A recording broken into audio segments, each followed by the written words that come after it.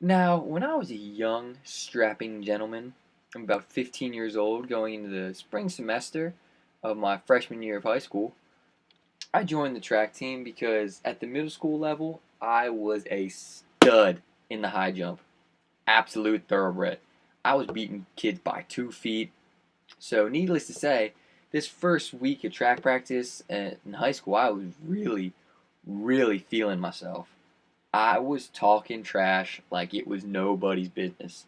And my go to line was, I don't need to work out. This is God given. Now, this is before this Greek god like body you see before yourself. I was skinny back then, but still, pretty solid high jumper. And so this first week, I used that line 100, 200 times. Eventually, so much that my coach called me over and says, Dean, I want to talk to you. Now, this guy, he's got that big grizzly beard. He looks like he's been in the business for 200 years.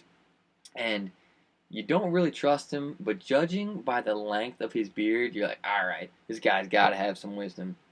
So we sit down and he goes, I want to tell you a story about Charlie Taft. Charlie Taft had more talent in his pinky finger than you do in your whole body. Whoa, hold on. First and foremost, I was a little hurt by this because I feel like I'm a pretty talented guy.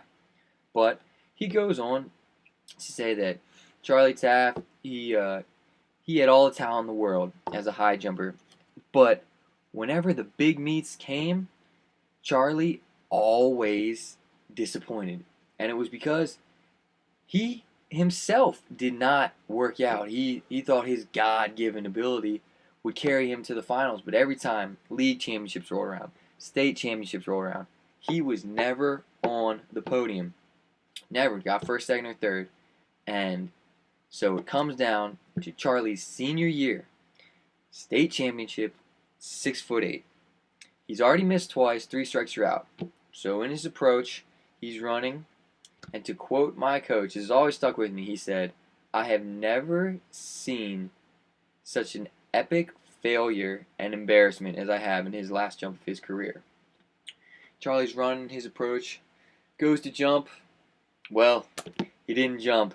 He trips on his approach, doesn't go anywhere near the bar, tumbles onto the mat, and said it was just the most epic fail that anyone has ever seen in school history, and that people don't remember Charlie for all the talent he had, or all the meets that he won against the Little Sisters of the Poor or the blind school. They don't remember those meets. They remember him choking at the highest level and never being able to perform when the lights are on because he never put the work in.